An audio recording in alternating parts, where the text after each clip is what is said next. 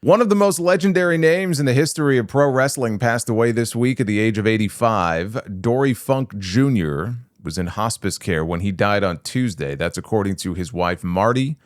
The two of them were married for 40 years, although they were together for much longer than that.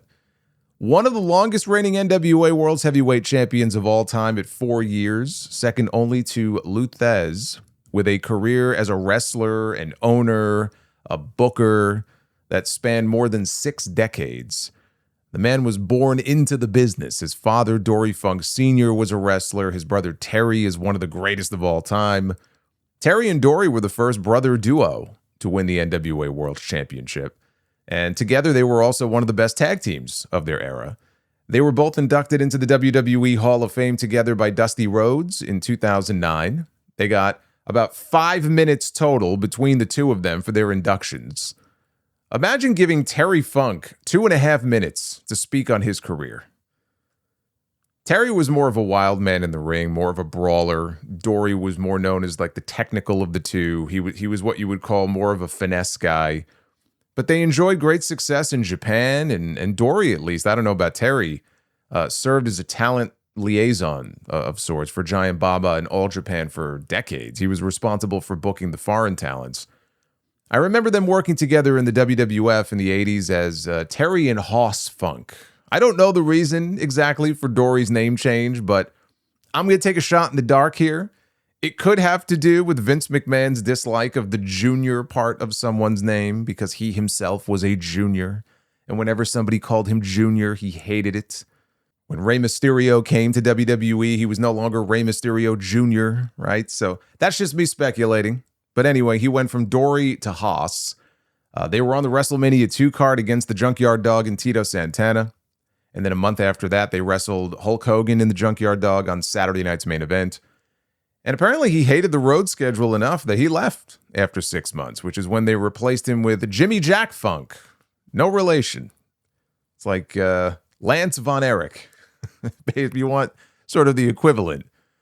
And think about how brutal that WWF schedule must have been back then for him. This guy was once the traveling champion for the NWA. Like, how bad must it have been for him to go, you know what? Peace out. I'm done with this. Although, to be fair, he was a lot older by that point. You know, when you get to a certain age, the road is a lot rougher than it used to be. But in the 90s, man, this guy, he was kind of all over the place. You know, not only in Japan, but he worked one pay-per-view for WCW. That was Slamboree 93, which was billed as a Legends reunion show. And he wrestled Nick Bockwinkel. And he worked matches in ECW for a few years, off and on, including a no-ropes barbed wire match with Terry against Public Enemy at Heatwave 94. And as the story goes, as legend has it, Dory didn't even know it was booked to be a no-ropes barbed wire match until he got to the ECW arena that day. I don't know how true that is. I hope it's true, because that's just such a great story. But he had a cameo in the 1996 Royal Rumble. He would have been 55 years old then. I would love to know the thought process behind that when they pitched that idea. Like, hey, we're in the new generation phase of our company. Let's bring in Dory Funk Jr. to be in the Royal Rumble. But he also played a key role in developmental for the WWF during the Attitude Era with his Funkin' Dojo, which was more like a finishing school to get talents ready for TV. And every month from January of 98 to January of 99, they would hold these camps at the company headquarters in Stamford. Kurt Angle being one of the people who trained there, Edge and Christian, the Hardys, Mark Henry, and a bunch of others also trained there. And then occasionally they would have veteran guys, maybe who were coming back from an injury. They would train there, Earthquake, William Regal, Dr. Death. And he was still flying overseas to work matches in All Japan all the way through 2017. The man was 76 years old. And then after Terry died a few years ago, Onita, he has this new FMWE promotion. You've heard of FMW before. This is FMWE. The E standing for Explosion. They got Dory out of retirement at the age of 83 to work, I shit you not, a double cell explosion death match. He could barely get around the ring.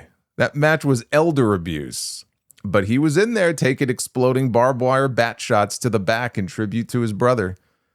God bless him. I've seen very little in the way of footage of Dory in his prime, and that includes his years as the NWA champion. I've seen a lot more of his brother, but his brother was also very good at, sort of reinventing himself, especially as like a hardcore icon later in his career. And Terry always cut a great promo. Like Terry Funk was a great promo guy. I've never heard anybody talk about great Dory Funk Jr. promos. That wasn't his strength, right? His strength was in the ring. But Terry's promos, I mean, you can find them all over YouTube in different places. And so I feel like he's remembered more fondly. But of the two in ring, bell to bell, Dory was probably the better of the two in terms of wrestling. Terry was the more charismatic of the two. I think it would be fair to say that. And Brooks Jensen from NXT, who's always posting about old wrestling matches, if you look at his X account, and matches like, today at the PC, I'm watching this match, and it's always old school stuff. He tweeted about Dory's passing, and then there was a follow-up tweet where he said, "Not gonna lie, I was hoping to see more of our current talent in pro wrestling show some appreciation for a pioneer like Dory Funk Jr." Now, I mean, let's be honest, okay? Like at the PC alone, how many of those people do you think would even know who Dory Funk is, right? Or Terry, for that matter. Like, I'm sure some of them do, but like on average, how many of them would even know who these people are, right? I mean, this is the era of SGT slaughter, okay? I still can't get over that, by the way. It's sad, but like that's just the reality of it. You have more and more people being recruited who either didn't grow up as a wrestling fan or they did, but they're young enough that their frame of reference growing up was Stone Cold and The Rock, or John Cena and Randy Orton is probably a better example. But we do live in an age where, unlike when I was growing up as a wrestling fan, and probably a lot of you, if you weren't tape trading, which I wasn't doing, you didn't have access to shit. You had access to whatever the companies put out. You got a fucking Blockbuster Video to go rent a Coliseum video or something. That was it. Or something you recorded off pay-per-view or off television on your VHS tape. That's it. That's all you had. And YouTube didn't exist.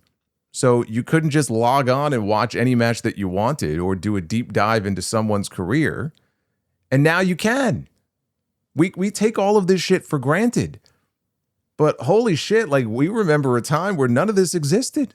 If you would have told young Solomonster, hey, guess what? One day there's going to be like a 24-hour fucking streaming channel of wrestling, or there's going to be a 24-hour vault channel on YouTube, or you're going to be able to go on one website and type in whatever it is that you're looking for, and you'll be able to watch a full match or a full show.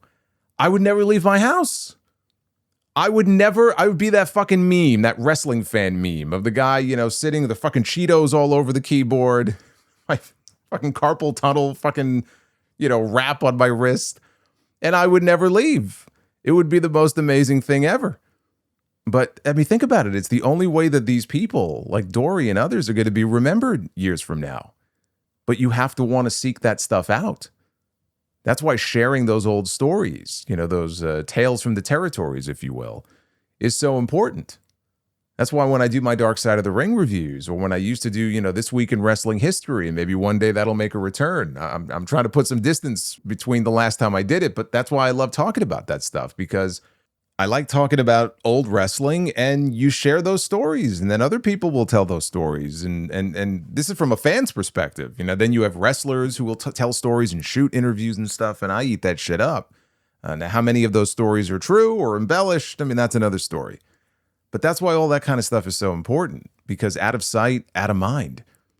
If you don't share those stories, they get lost forever.